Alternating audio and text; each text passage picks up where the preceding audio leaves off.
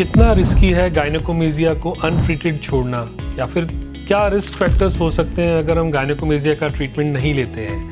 सबसे ज़्यादा इम्पैक्ट जो आता है वो बेसिकली सेल्फ एस्टीम पे आता है, साइकोलॉजिकल नेगेटिव इम्पैक्ट होता है। उसके अलावा कई केसेस में थोड़ा फिजिकल डिस्कम्फर्ट भी हो सकता है, और बहुत बहुत बहुत ही रेयरली मेल्स में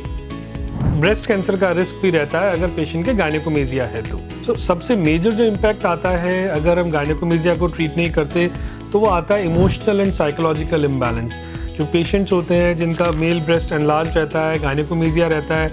वो कहीं ना कहीं एक तरह से नेगेटिव साइकी डेवलप कर लेते हैं, लूज सेल्फ एस्टीम डेवलप कर लेते हैं। वो कपड़े इस तरह से पहनते हैं जिससे कि वो छिपा सकें अपनी चेस्ट को, वो इस तरह से पोस्चर बना लेते हैं या इस तरह से वेट गेन कर लेते हैं जिससे कि गायनेकोमेजिया उनका एक तरह से कैमोफ्लेज हो सके। और वो काफ़ी लंबे टाइम तक ऐसी कोई एक्टिविटी, स्विमिंग या पब्लिक प्लेस पे फ्रेंड्स के साथ वो एक्टिविटीज़ नहीं करते हैं जिनमें कि उन्हें शर्ट उतारना पड़े। और कुछ केसेस में अगर साइज़ बढ़ता है या कुछ थोड़ा सा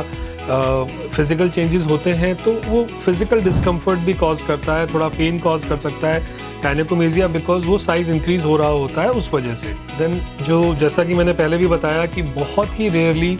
मेल्स में गायनेकोमेजिया के पेशेंट्स में ब्रेस्ट कैंसर का रिस्क थोड़ा सा बढ़ जाता है। ऑल्दो ये नंबर बहुत ही कम है, बट डेफिनेटली ये एक लॉन्ग टर्म रिस्क फैक्टर है जो अनट्रीटेड गायनेकोमेजिया के साथ एसोसिएटेड रहता है। और भी कुछ फैक्टर्स होते हैं जो हमें अनट्रीटेड गायनेकोमेजिया में कंसिडर करने होते हैं। वो हैं कि अगर कोई मेडिकल डिसऑर्डर की वजह से है गायनेकोमेजिया तो डेफिनेटली उस मेडिकल डिसऑर्डर का ट्रीटमेंट लेना ज़रूरी है सो दैट गायनेकोमेजिया को रिड्यूस किया जा सके। अगर डॉक्टर ने आपको किसी और डिजीज़ या डिसऑर्डर के लिए मेडिसिन प्रेस्क्राइब की हुई हैं और उनकी वजह से आपको गायनेकोमेजिया हो रहा है और उसका साइज़ बढ़ता जा रहा है, सो आपको ये भी ध्यान रखना पड़ेगा कि वो मेडिकेशंस भी आपको बंद करनी है या अपने डॉक्टर से कंसल्ट करना है सो दैट गायनेकोमेजिया आपका ट्रीट हो सके। देन ये जो गायनेकोमेजिया होता है कुछ केसेस में ये परमानेंट नहीं होता है, स्पेशली ड्यूरिंग प्यूबर्टी अगर होता है, कुछ हार्मोनल इम्बैलेंसेस की वजह से होता है या मेडिकल डिसऑर्डर्स की वजह से होता है। वो अगर ये प्रॉब्लम अगर टाइमली एड्रेस हो जाए तो वो प्रोग्रेस नहीं होती है और कुछ केसेस में रिवर्सिबल भी रहती है। बट अगर फिजियोलॉजिकल गायनेकोमेजिया है, प्यूबर्टल गायनेकोमेजिया है, तो मोस्ट ऑफ द केसेस में वो सिर्फ और सिर्फ सर्जिकल ट्रीटमेंट से ही रिड्यूस होती है। नॉन सर्जिकल ट्रीटमेंट या मेडिकल थेरेपी से उसका ट्रीटमेंट नहीं होता है। अब आपको कब कंसल्ट करना चाहिए अपने प्लास्टिक सर्जन को जिनसे कि आप चाहते हैं कि आपका गायनेकोमेजिया ट्रीट हो? अगर